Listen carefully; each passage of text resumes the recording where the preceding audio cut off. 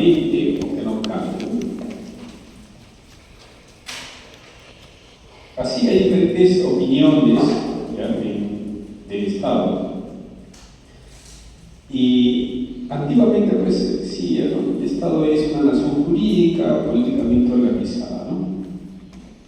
Pues acá lo que dice, por ejemplo, Yeltsin, unidad de asociación dotada finalmente de poder y dominación informada por hombres asentados en un territorio, ¿no? Bielsa dice que el Estado es el pueblo político de la nación, en cuanto es una entidad concreta, ¿no? Material compuesto por personas y de territorio, ¿no? El profesor San Martino, Raúl Ferrero, dice que es una colectividad humana que es un territorio determinado, obedece a una autoridad independiente, encargada de realizar el bien común. El Estado es la colectividad humana organizada políticamente sobre el territorio, ¿no? Miren, este tema tiene que ver con varios conceptos en realidad. Uno es gobierno, nación, organización, olvido también de algunas partes. Yo he trabajado en provincia, ya he estado en Tacna en 2012, 2017 también en Juliaca, Puno. Entonces, es una realidad distinta, ¿no? No nos quieren mucho los de Lima ya. En realidad ellos tienen idea pues, de que sus autoridades deben ser de ellos mismos, ¿no? Entonces, algunos piensan pues, que se debe fragmentar el Estado, ¿no? El Estado hay que dividirlo en tres, ¿no? En el caso de Perú. Bueno, hay que llamarle el sur, ¿no? Por la parte de Arequipa. Puno, Estado independiente, y otra parte que sería pues, la zona de la selva, ¿no? ¿Y por qué la gente piensa eso? Porque hay un olvido del Estado. En realidad, más que olvido, pienso que es un tema de gestión, ¿no? Se ha centralizado bastante en nuestro país, sobre todo en Lima. Lima pues, es una mega ciudad, ¿no? Y la población va aumentando, los años van aumentando. Les contaré mi experiencia en Caraballo, que crecí, está más de 40 años en Caraballo. Por temas académicos, familiares, tuve que mudarme. De ahí ahora, ¿no? Mucho más serio. Entonces yo veía, por ejemplo, en Caraballo había bastantes zonas agrícolas. Cuando era niño veía pues chacras y vegetación. En cambio, cuando voy ahora a visitar para mi mamá, ya todo es urbanizaciones, ¿no? Se han mejorado los servicios, es cierto, pero el desarrollo va llegando de diferentes maneras. Entonces, ese es un tema pendiente del Estado, ¿no? El Estado se centraliza mucho en nuestro país, ¿no? Si comparan ustedes viajes al extranjero, procesos extranjeros sobre todo, es un poco más complicado. Viajen a Chile, ¿no? Vayan a Colombia, vayan a Brasil. Van a ver que ellos cuidan sus fronteras, ¿no? En nuestro país, lastimosamente, no están bien cuidadas. Conozco un amigo de Tumbes, notario de Tumbes, y él dice cómo se da eso, cómo se descuidó. Entonces, nuestro país queda tarea pendiente de que el Estado se vuelva a democratizar más y el Estado llegue a las zonas donde la persona pues, se identifique con el Estado, ¿no? Hace muchos años, ustedes han escuchado que hubo la ruptura del orden constitucional en el año 92 y entonces hubo varios juristas que salieron ahí a defender el Estado de Derecho, pero a la población no le importó, la población no le interesó, porque ellos partían de la idea, se habla del Tribunal Constitucional, pero ¿qué ha hecho el Tribunal Constitucional para mí? ¿No? Ha beneficiado de repente a un grupo de poder. Entonces, hay personas que no se identifican con el Estado. Eso es así porque sienten que el Estado no les da. En todo caso, no los protege, no les da seguridad ciudadana, ¿no?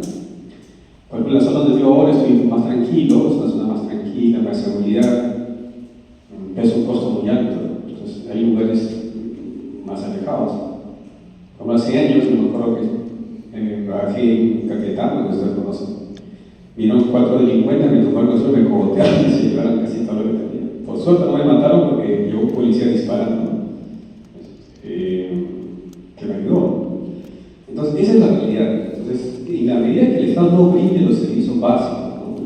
Educación, salud, trabajo, va a haber desencuentro con lo que dice el Estado como teoría, como vinculado a la colectividad, a la nación, y lo que es en la realidad, ¿no? A veces, lastimosamente, el Estado es utilizado para unos fines particulares y no para lo que fue diseñado. O sea, el Estado fue diseñado con una vía pública, ¿no? Por ejemplo, el profesor Rolf dice: la colectividad humana sobre un territorio determinado o es una autoridad independiente encargada de realizar el bien común. Y la pregunta es: ¿el Estado peruano ha realizado el bien común? ¿No? Esa es la pregunta que todos nos hacemos. Y entonces vemos que muchas veces no se da eso. Y eso es porque la historia de Perú está hecho conoce más que yo. Acuérdense ustedes de Atahualpa, ¿no? Huácar, los problemas internos que hemos tenido. Y es esa división como país no nace después de la creación de la República. La creación de la República se da de forma protocolar. Quienes asumieron la dirección de nuestro país. Entonces, vamos a decir que, al menos formalmente, moralmente hablando, el Estado debe cumplir con esos fines. El Estado es producto de la larga evolución de la convivencia humana. Si ustedes analizan el Estado desde el punto de vista sociológico, aparece cuando el ser humano pasa la etapa nómada de la vida sedentaria, cuando el Estado se logra pues, el grado más alto de la organización social. Y pregunta, para ustedes, ¿quién ha sido el mejor presidente del Perú? Ustedes han estudiado historia del Perú, historia universal. El mejor presidente que hemos tenido. ¿Quién me puede decir? Bueno, algún presidente que no esté encarcelado. Últimamente todos los presidentes terminan encarcelados. Toledo, Paniagua. Bueno, gobernó muy poco en realidad, ¿no? Muy poco. No tuvo mucho tiempo, no lo vimos mucho. Sí puede ser, bueno, no murió, no terminó en la cárcel, ¿no? Una buena forma, ¿no? Entonces no hemos tenido muchos presidentes buenos. Algunos dicen Ramón Castilla, dicen, ¿no? Pero hizo cambios, ¿no? Ramón Castilla, ¿no? Andrés Avelino Cáceres y otros. Yo creo que lo mejor que hizo Avelino Cáceres fue crear registros públicos, ¿no? En fin, puede haber discusiones sobre el tema. Pero ya lo que falta en el Perú es gente decente, ¿no? Gente honesta, de que deje de lado su apetito personal y prefiera más el bien común. Es lo que falta en este país, más que buenos juristas, buenos profesionales, falta eso. Y eso no te va a dar la universidad, eso ya es de cada decisión que ustedes toman cada uno. Entonces vamos a decir que con el Estado se logra el grado más alto de la organización social. De origen del Estado se produce por la asociación de grupos naturales, familias, locales, lo cual formaron un grupo superior, los clanes y posteriormente la tribu, ¿no? Estado vinculado con tribu. A veces nos cuesta mucho entender el origen de Estados Unidos, ¿no? Ustedes dirán, Estados Unidos no es un Estado. ¿Por qué? Porque son varias naciones, ¿no? Varias naciones que se han formado. Y ahí podemos aplicar un concepto sociológico que se llama comunidad imaginada, ¿no? El concepto de comunidad imaginada se refiere que varios grupos de personas de diversas diferencias se juntan con un objetivo común. Y eso es un concepto de comunidad imaginada. Entonces, ellos dicen pues, que se puede crear un Estado, aún así, de diferentes tipos de grupos humanos. En el Perú se puede crear un real Estado, sí se puede crear, sí se puede. A pesar que existamos diferencias, ¿no? Por ejemplo, yo conozco a los cusqueños, y una edición que es diferente al limeño. Conozco a la selva, es distinto a la limeño. Entonces, sí se puede crear un Estado, pero tiene que haber liderazgo, tiene que haber también, no sé si ustedes se dan cuenta, una vez una discusión de abogados, nadie quiere dar su brazo a torcer. Y tiene que haber pues eso, reciprocidad. Para que tú puedas negociar, tienes que ceder. Y lastimosamente en nuestro país a la gente no le gusta ceder. Siempre quiere ganar, ganar, ganar. Y eso no se va a poder. No se va a poder realizar. Mientras cada grupo busque su beneficio propio y no piense como país, lastimosamente no vamos a lograr desarrollarlo. Entonces vamos a decir pues que detrás del Estado, antes del Estado, había pues otros grupos, ¿no? Familias, comunidades locales, forman clanes, especialmente las tribus, y funda la ciudad que arraiga al hombre y un territorio. Así pues, necesidades de defensa común. Imaginemos que no existiera Estado, no habría una Policía Nacional ni Nacional. Todos tenemos que andar armados defendiéndonos cada uno. Y seguramente nos vamos a extinguir. La decisión inteligente de ese momento fue crear esto del Estado. Podemos discrepar primero, porque hay distintos tipos de Estados. Así, vamos a decir, pues, hay necesidad de defensa común, intercambio comercial. Ahora están con el tema de los bitcoins, las criptomonedas, que algunos países lo están regulando. Y así, pues, también se crea la banca, por ejemplo, la banca como un tema de confianza, que es muy útil, efectivamente, para no ser esclavos tampoco de ellos. Y se agregan ciudades, la idea de la nación. Así del poder el que ha creado el Estado, por el mismo social encargado de realizar el derecho, ¿no? Históricamente, el Estado ha pasado por fases: un Estado-imperio, ciudad-Estado y Estado-nación. Y en esta última, pues, se dice que estamos en un Estado de derecho, Estado social de derecho. El Estado-imperio, aquí hay grandes monarquías, ¿no? A ver, ¿quién recuerda una monarquía, un Estado-imperio? ¿Quién recuerda? Roma había sido un Estado-imperio. Roma, correcto, ¿no?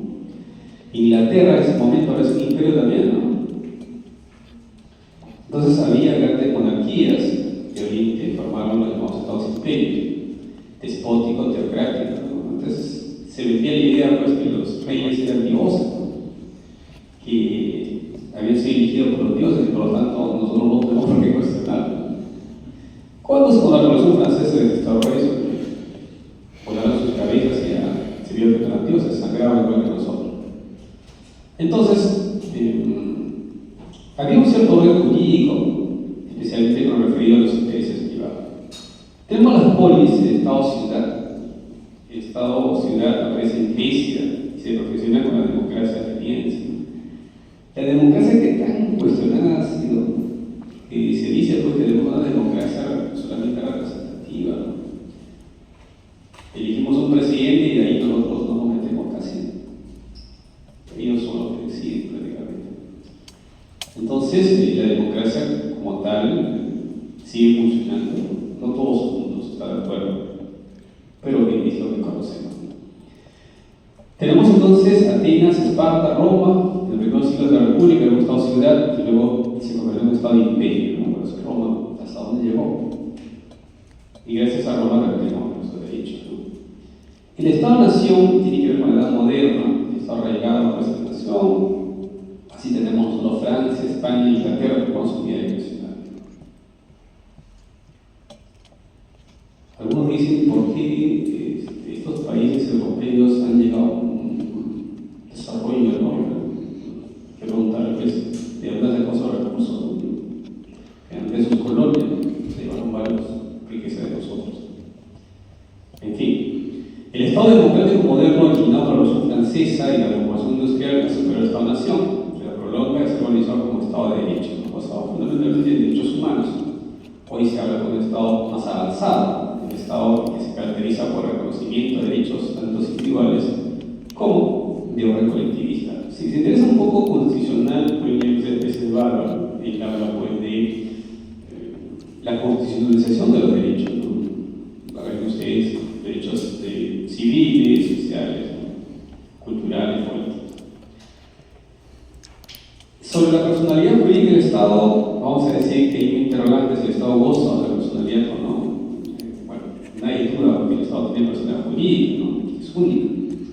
Si no, pues, un Estado firma un tratado con otro, tiene que tener personalidad jurídica externa, ¿no? Y en ese sentido, pues, tiene una capacidad de ser sujeto a los derechos del empresa público como de empresa privada. El Estado te puede arreglar. Así, el Estado tiene bienes de dominio estatal, dominio público, dominio privado. Entonces, el Estado es persona de derecho público-privado, implica afirmar que el Estado es una única persona, siempre pública. haciendo una casación en el cual a una universidad, recuerda el dictamen 1, lo habían demandado para que devuelva un bien.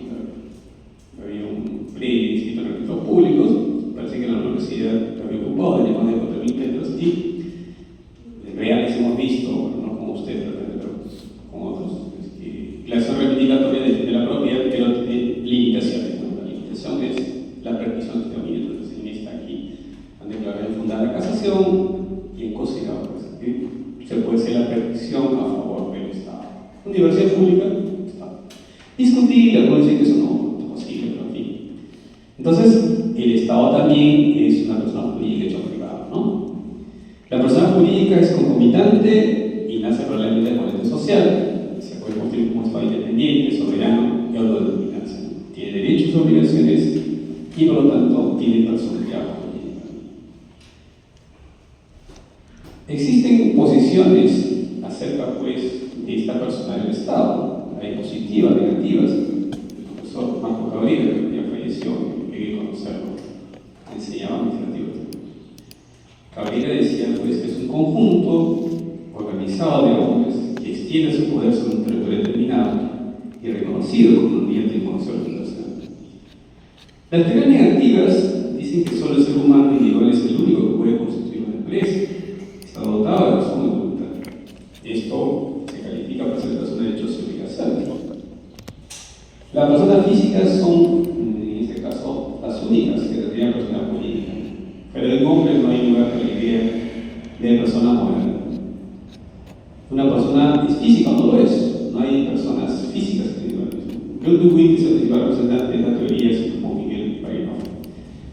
Bueno, en realidad, la invención del derecho de la persona jurídica y la representación creo que son las grandes invenciones. Actualmente pues es revelado, ¿no? Es decir, las personas jurídicas tienen personalidad jurídica.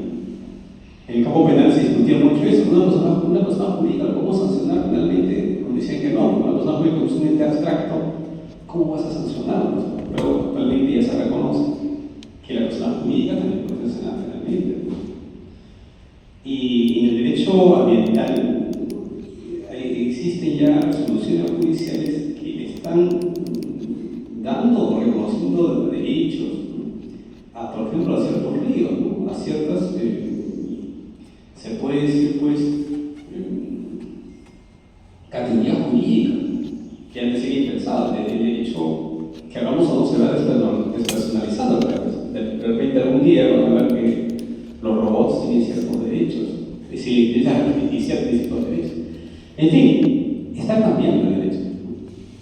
Entonces hay teorías que admiten pues, la personalidad jurídica del Estado, pero no la llamada personalidad moral. Entonces estas teorías aceptan esta personalidad del Estado, pero niegan que detrás de ellas existe un sustrato social dotado de personalidad moral. Según esta teoría, el Estado como persona jurídica es una abstracción del mundo jurídico que tiene la unidad del orden político. La pluralidad del hombre significa como una manera peculiar, es decir, la personalidad dada por el derecho. No hay en realidad una persona anterior y presidente de la política, porque divide el Estado no solo por una acción constitucional. Me parece que es una teoría también discutible, ¿no? Es cierto, es una inteligencia, es una abstracción, pero detrás de ella siempre hay un ser humano, en fin. Tenemos también nosotros la teoría del interés. La colectividad estatal tiene intereses propios, distintos intereses de los miembros. Teoría que ha rebatido, pues, el sentido que no se puede concebir el Estado, que es un ser abstracto como capaz de gozar por sí mismo. No se puede admitir un interés puramente estatal, debido a los verdaderos destinatarios, y la medida de interés nacional son los miembros presentes, futuros de la colectividad. Es como cuando ustedes, de repente, un día, sean congresistas, sacan una norma y no toman en cuenta a quién va dirigida la norma. Imaginemos, yo quiero sacar una norma porque quiero beneficiar, no sé, pues, vamos a decir, a un sector no muy reconocido por el derecho, vamos a decir, que queremos reconocer a Felipe Alcaro. Mira, Felipe Alcaro es un delincuente, no siempre, no todo. Entonces queremos reconocer el derecho a los populares. No, esos son informales. Bueno, sí, pero existen, siguen siendo seres humanos. Tenemos hecho una norma, pero que no se puede aplicar porque no hemos tratado con ellos, no hemos consultado con ellos. Al final esa norma va a estar en el papel y nunca se va a aplicar. Entonces, no olvidemos que detrás de una persona jurídica, detrás del Estado, hay seres humanos. Y por lo tanto, no se puede adoptar una posición tan radical que solamente es una abstracción.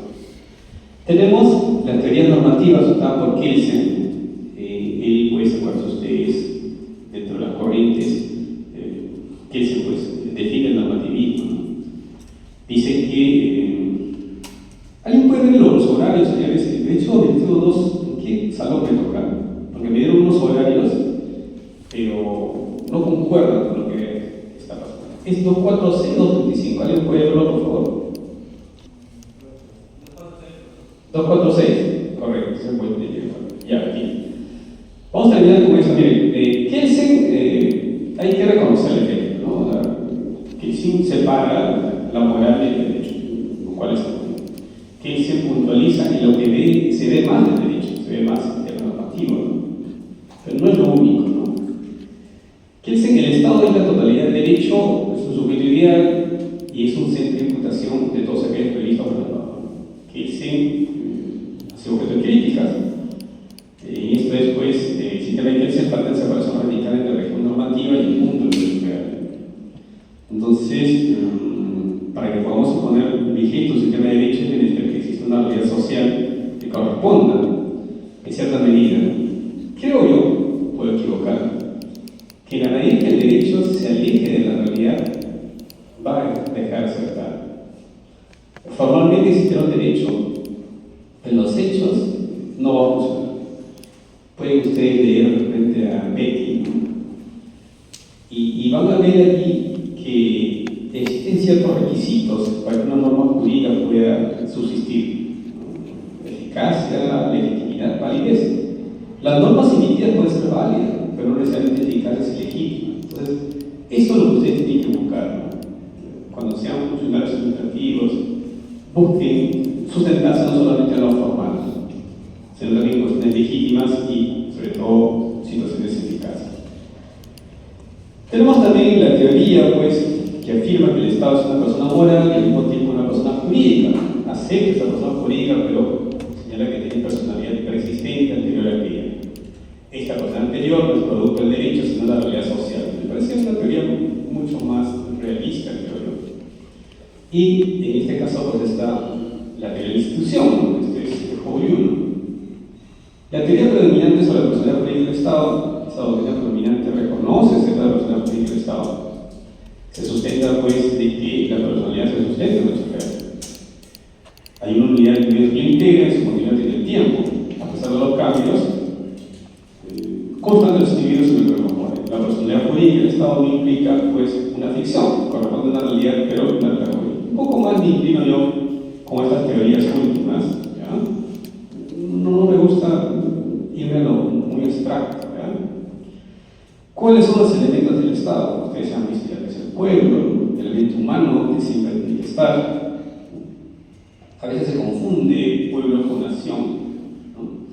No debe ser confundido esa teoría, ya que el término pueblo tiene una connotación jurídica, ¿no? Mientras que el concepto de nación es diferente sociológica. En la práctica, la diferencia entre pueblo y nación es un matiz, ¿no? Por ejemplo, en COFOPE nosotros hablamos del pueblo, ¿no? Cantidad de pueblos, cantidad de procesos informales. La nacionalidad es un vínculo jurídico que une una persona con el Estado. Podemos hablar de nacionalidad de origen, nacionalidad derivada. Y acá en nuestro país, pues, tenemos varias personas que tienen nacionalidad derivada, ¿no? Hay extranjeros que tienen unos apellidos, ¿no? Italianos, alemanes, o también japoneses. Entonces, nacionalidad de origen, pues, indica con yo soli, con principio territorial, conocimiento del territorio. Por ejemplo, mi apellido es Huerta. Mi padre se nació acá, mi abuelo nació acá, pero seguramente, pues, mis tatarabuelas ya no son de acá, no son españoles, yo me siento peruano, no tiene nada que ver con el origen. Entonces, eso ocurre con muchos de ustedes. Autóctonos no somos. Aquí hay varios que son, de repente, González, Sánchez, no son precisamente apellidos peruanos autóctonos, pero ustedes son peruanos, han nacido por lo tanto en todos los derechos. Tenemos el jus sanguinis, o principio personal de determinada nacionalidad por razón de filiación, los hijos serían la nacionalidad de los padres, ¿no? Mixto está constituido por la aplicación de los principios jus soli y jus sanguinis. Por naturalización, patrimonio por incorporación de territorio. El Reino Unido, por ejemplo, concede además la nacionalidad por registro, ¿no? Modalidad excepcional. En el tema de fútbol, ustedes han visto pues, cuántos extranjeros han ido nacionalizando, ¿no? Peruanos que van a jugar. Territorio es el elemento físico y la persona es propicia del globo terráqueo. Y por el tema del territorio, pues hay conflictos, hasta ahora siguen habiendo, ¿no? Viven ustedes el conflicto en Israel hasta ahora, o el conflicto de Rusia, ¿no? Tenemos entonces el suelo, el marco territorial, su suelo, el espacio aéreo, el tema de la autoridad, los gobiernos, ¿no? Con toda su organización, normatividad y personal burocrático. Soberanía es el poder del Estado desde el punto de vista jurídico, es decir, la facultad que tiene para trazar la conducta de los gobernados y de los gobernados. Y aquí hay tema de discusión, ¿no? Por ejemplo, lo que está pasando en Venezuela, ¿no? Uno dice que Maduro ya no debería haber asumido una ley. Y otro dice que es un problema de soberanía, ¿no? Que Venezuela resuelva sus problemas propios. Y otro que dice, no, pues si queda así, lo que están viniendo a diversos países los afecta a todos, por lo tanto, no es un tema solamente de Venezuela. La discusión puede ser eterna, algunos pueden estar a favor y en contra, ¿no? Dicen algunos que es un dictador, así que no es un dictador en fin. Pero, por soberanía, se debería pues, resolver cada país sus propios problemas, en todo caso. Hay que no siempre se respetaba eso, acuérdense ustedes qué pasó con México, con Ecuador. Los militares ingresaron a una embajada y tomaron preso pues, a uno de ellos asilado. ¿Qué fin busca el Estado? Depende de la expresión política y económica que tenga, ¿no? Acuérdense ustedes de la García, con una política heterodoxa.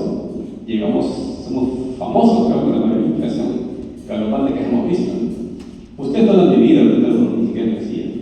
Me acuerdo de mis padres haciendo cola para un kilo de azúcar, un kilo de arroz. Yo era muy niño, básicamente. Pero en fin, la fin del Estado, sea país capitalista, socialista, tercermundista, se considera bien común, ¿no? El Estado debería buscar el bien común. El Estado pues, no debería eliminar a sus propios sujetos, no debería buscar eso, debería buscar siempre el bien común. Se requiere pues para ello, cuando terminamos, bienestar general, seguridad integral, que es algo que tenemos que ir elaborando. Y como ustedes ya saben, pues el Estado también tiene funciones legislativas, funciones jurisdiccionales y funciones administrativas, ¿no? Estas tres funciones están relacionadas, no son estancos, no quiere decir que el Congreso no tenga función administrativa, si lo tiene. Designa, tiene en este caso, pues comisiones, contrata personal y también tiene reglamentos internos, ¿no? Entonces también hace función administrativa, ¿no? Y lo mismo, ¿no? La función administrativa también hace función jurisdiccional, porque hay tribunales administrativos. Y lo mismo ocurre con la función jurisdiccional, también hace función legislativa y función administrativa. Y señores, nos vemos en la próxima clase de nuestros salones, el 246. Vamos a tratarnos ahí, espero que no tengamos ese tema ahí, hacer su trabajo. Cuídense mucho.